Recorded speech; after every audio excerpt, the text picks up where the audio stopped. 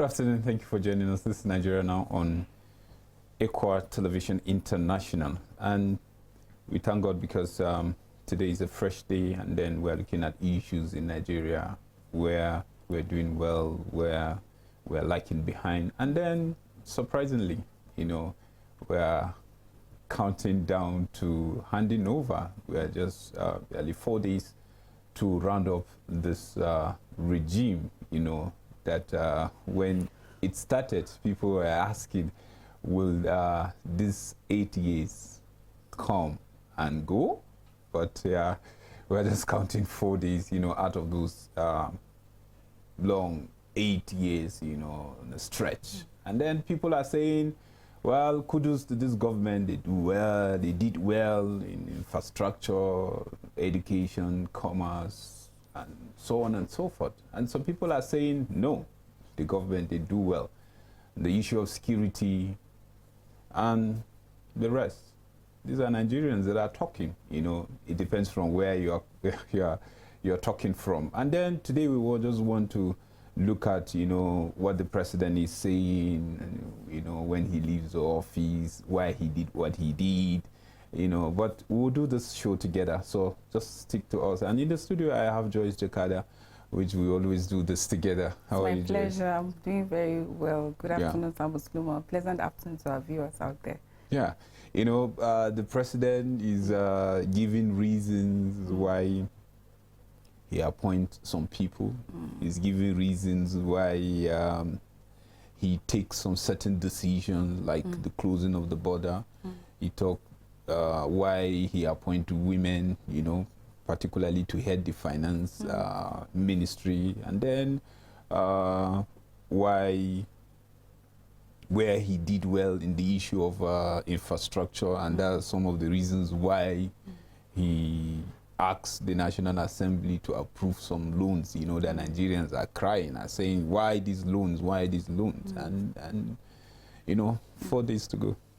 Well, like the fact that already people are counting down, and then what you expect is that at a time like this, of course, people try to justify their actions. At a time like this, people start giving explanation as to why I did this, why I didn't do this, and that is why we saw the president as well talking about his motives behind appointing women finance officer, talking about why he borrowed, and then as well as closure of borders. He also went ahead to say during a visitation by the I think the 9th visitation by Abuja resident, talking about a Muslim, and he said to them that he can't wait to go back home to Daura, and when he's disturbed, he's going to move to Niger Republic, where he thinks he's going to be accepted. But I find that very disturbing. This is a statement that a lot of people have already reacted to, talking about the fact that why would the president now say something like that? This is a country that you have pledged to serve. This is a country that you have been at the forefront one time to the other, and it is expected that as a stakeholder you should start thinking of how you're going to give advice and all of that. But talking about the fact that, oh, I can't wait to go home to Daura, and if they make any noise to disturb me, like, I will leave for Niger Republic. This statement sparked a lot of flurry of reactions from Nigeria.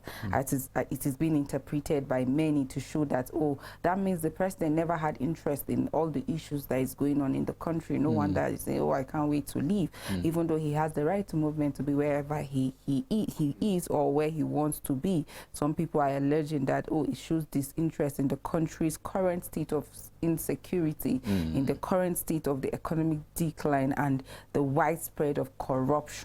And well, for so many people out there, everybody's giving it his own interpretation. But again, he also gave reasons as to why he continued to borrow. I remember the recent one, of which a lot of people talked about, why would you want to borrow when you just have barely 16 days to go? You're asking for the National Assembly to assent that kind of money for who to pay. Like some people will tell you, I don't even envy the next administration because of the burden, the debt, and all of that that they are coming to meet and all of that. So why would you do that? But he said he needs to do projects, and without the fund, there won't be project. And the best way is to borrow so that he can do projects. And no wonder the recent at the recent commissioning of the there was a commissioning at the headquarters of custom in Maitama in Abuja, and it was during the commissioning. He also talked about the fact that why he closed the border is so that Nigerian can patronize Nigerian product, especially food, rice pyramids, and all of that, and like our own made food stuff, rather than all of those things we always import. And that is why the closure of the border. But like I said earlier on, you would expect that people will continue to give reasons for their action, especially at a time like this. And no wonder he also talked about the fact that, oh, why I maintain women as finance ministers is because, oh, they are truthful, they are diligent, they are this and that. He has more trust on them, amongst other reasons. But, well, he has, it's just barely 4 days to the handover, and some people will be like, why didn't you do this? Why didn't you do this? A stakeholder during an interview talked about the fact that he thinks for him, the president brought Nigeria from top to bottom, like more like 10 steps backward. When you look at education, earlier on you were talking about the fact that some people are saying, oh, he did well in terms of education, security, infrastructure, amongst others. Some people are saying you brought us down from top to bottom. You failed on your promises. As we're speaking, there are still people in captivities. There are still killings in villages across states in Nigeria. Recently we saw killings in some parts of Plateau State, Mangu, Riom, in Benue State, some women beheaded, like Kaduna State, continuous attack, especially in southern Kaduna. That these are just few. Nasarawa State also, some villages, people were killed, mass burial. Like it became something that was common, mass burial. People will be sleeping at night, they are being killed. Over, just in the one in Plateau State, about 200 people, over 1,000 houses were burnt down. And for some people, they will tell you, no, you didn't help us when it comes to security. Kidnapping for ransom. Some people sold almost everything they had just to get their loved ones back. At the end of the day, they were still killed. Some farmers will tell you, oh, we can't even go to farm because and whenever we even try going to the farm, it's either you're being attacked, you're killed, and all of that. In the recent attack in Plateau State, I think their seedlings were burnt. So you ask yourself, where lies the fate of our food security, amongst others, since we cannot even save the farmers, secure their farmlands, and all of that. So, like I said, for many people to express disappointment. Some university students or tertiary institution students will tell you that courses I'm supposed to finish in 3, 4, 5 years, I'm spending 8 years or more on such courses because of strike, continuous strike, promises that governments have made in the past and present and are unable to fulfill it or stand up to their promises, strikes, doctors, and all of that. But what is more important to Nigerians is good leadership. Because for me, if we have good leaders, if we have leaders that are passionate, if we have leaders that have the country at heart, if we have leaders that see positions of service from the heart to the people, then all of these issues, we will not be talking about it. Rather, we'll be seeing developmental strides that we will just keep counting. But recall that we say the primary responsibility of every government is the protection of life and property. And if you fail in that, it means you fail in every other area. So whatever you do, people will not even regard it because they are looking at the fact that look at the relative family members that we have lost within so years and all of that. Our property is gone. Some people are still at the IDP as we speak right now. No hope of going back to their own community or to their villages, amongst others. As we still count 4 days to the handover, there's leadership tussle as well at the National Assembly. Just yesterday during the plenary, we saw how that the Speaker, Badabi Amila, as well as the Deputy Speaker, Idris Wasi, having some kind of clash, and as the reps members insist on audit, forensic audit on NNPCL, and then ahead of the 10th National Assembly, the APC members endorsing, many of them endorsing Kalu as well as Abbas. well, you will expect that because everybody wants to be at the forefront when it comes to leadership. People lobbying, people paying, people buying, promising jeeps and all of that.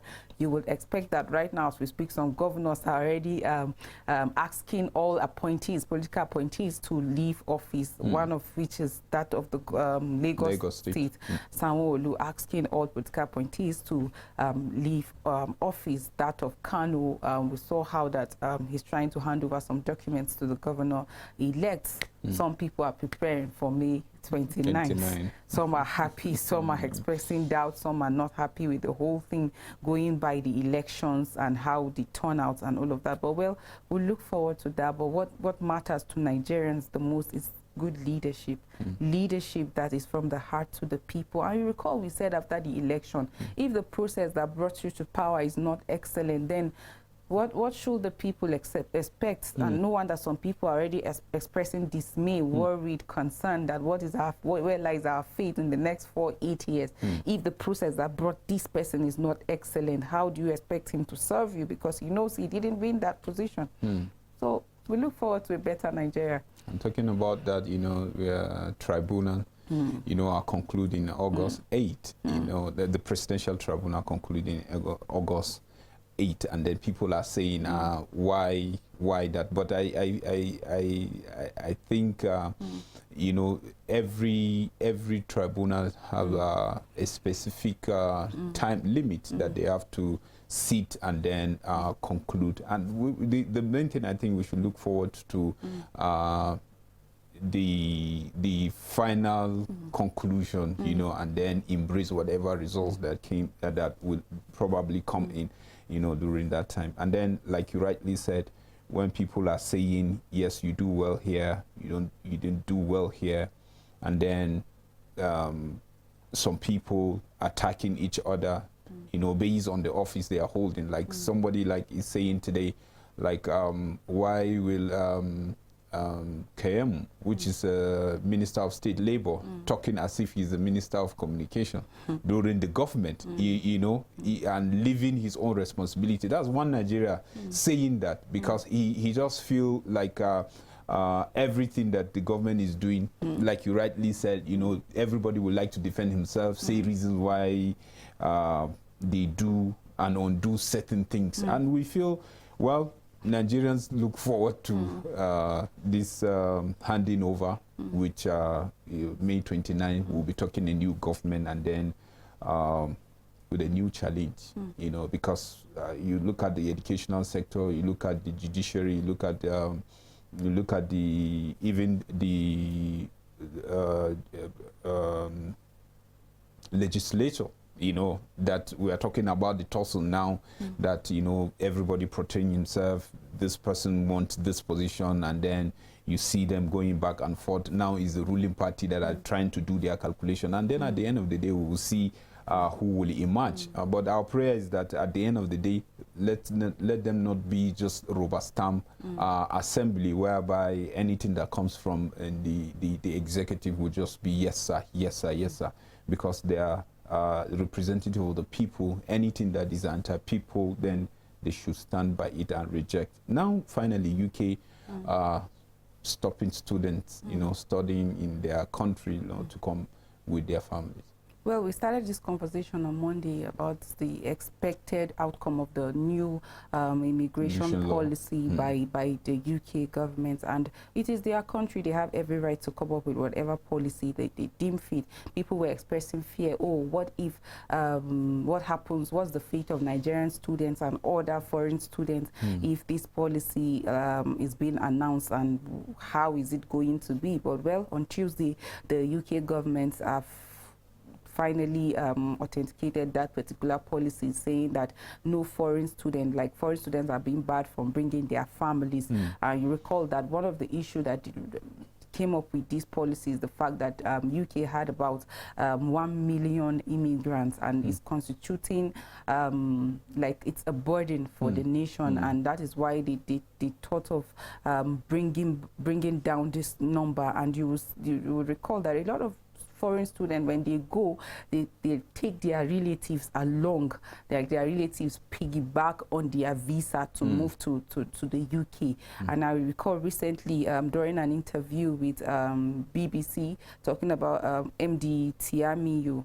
He's a YouTuber, and he also helps a lot of people that want to migrate to the UK or Britain or British. And what he did during that interview was that he talked about the fact that most Nigerians that travel outside the country for study, they are not really interested in the study, but rather they just want to relocate. This comment generated a lot of reactions on social media. Some people were actually insulting, like MD, saying that he just went further to just degrade Nigerians, like as it stands in the before the global scene. We're already seen in a bad light because of comments like that. Why would you say that actually most of the people that traveled out of the country to study are actually doing that because not really like they're interested in the education, but they just want to relocate? And that is why when they go for most of these programs, they take their families along. Now, people attacked him for such statements, talking about the fact that he just went further to stigmatize Nigerians, to make us be in that bad image that a lot of other people have already portrayed. You will recall that in 2016, the president referred on the national scene, referred to Nigerian youth as lazy. And Abike Dabiri as well talked about the fact that most Nigerians youth are drug addicts, and like these are statements that portray Nigerians in bad light, like negative image that have been created. When you look at education, like the purpose of which most of them go there, not just Nigerians but other foreign students, when you look at their contribution to the educational sector, is something that you'll be wowed. Like, this is something that is enough to fund even the local students. And just between 2021 and 2022, the educational sector gave £58 million net income to the UK. Just between 2021 and 2022. That is huge. They contribute, and like I said earlier, that is enough to even take care of the local students that are in that place. Nigerians are assets. That is what they should be seen as. They are assets. They fund the local students in wherever country that they find themselves. But as it is, the concern of the UK is to bring down this number of immigrants, like the 1 million immigrants. And that's why they came up with this policy. And like I said earlier on, it's their country and they have the right to make such laws.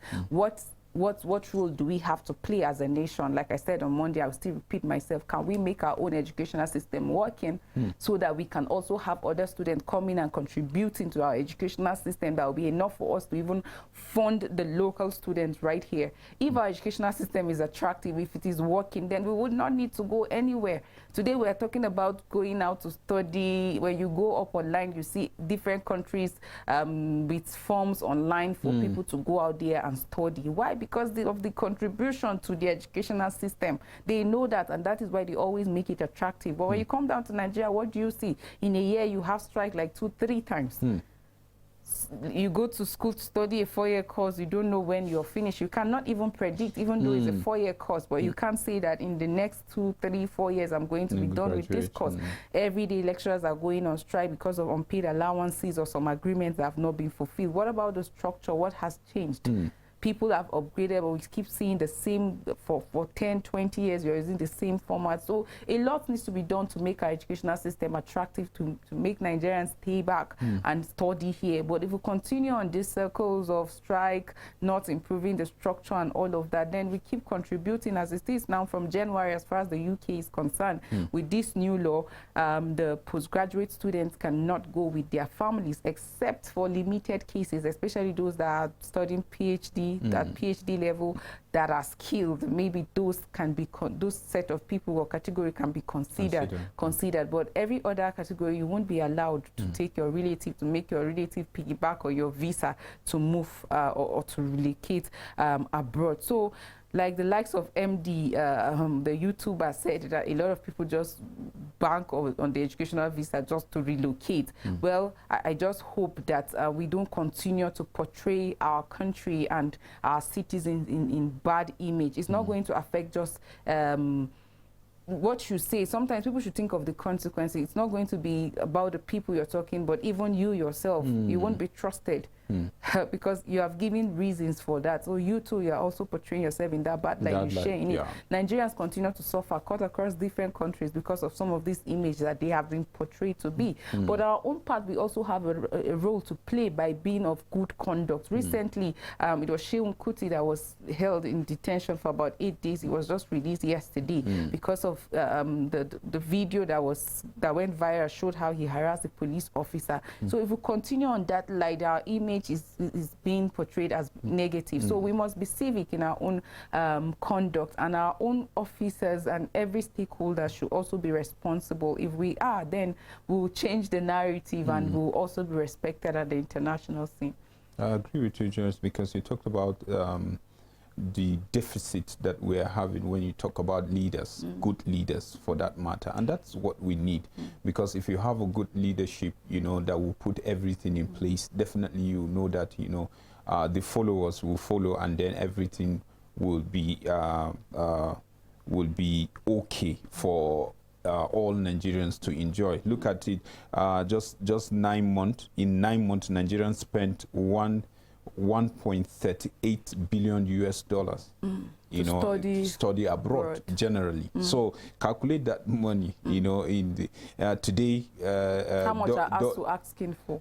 Yeah, and look at today. Today we wake up, the dollar is 760. You know, calculate that, and then put that into just our educational sector, because that's what people are spending outside there in hard currency. You know, so it means if the system was working, people wouldn't mind to spend. Yeah, and then the way you are talking, like you see forms out there, you know, people are asking for people to apply to come and study in their place. Our institution, good to put their forms out there, you know, for other countries, you know, to come and apply to come and study in our country. You know, these are some of the things that we will look. And then you talk about portraying ourselves in bad image. These are some of the things. Hearing some bad comments coming from our leaders, people that are icons, people look up to you. You know, you are holding a particular office, or you are an influential person. Your root is Nigeria, and then you are saying all sorts of things. Then you are robbing it to the entire nation. You know, and it's not good, and it's not good. Well, when you see our leaders talking like Abike Dabiri, you know, saying that comment, you know, you holding an office, a very important one for that matter, and that coming from you, you know, people can just take it from different angle and they will interpret it the way they want it, you know, and then, you know, some people are not even cool with Nigerians. Even those that are doing well, they are not cool with them. And then you bring such statements, definitely they will rub it on them, because it's not everyone out there that loves Nigeria. So we have to show that patriotism, even us ourselves, because it's our country. It's our country, and we have to just make it work. And I believe Nigeria will be great when we have good leaders, just like the way you said.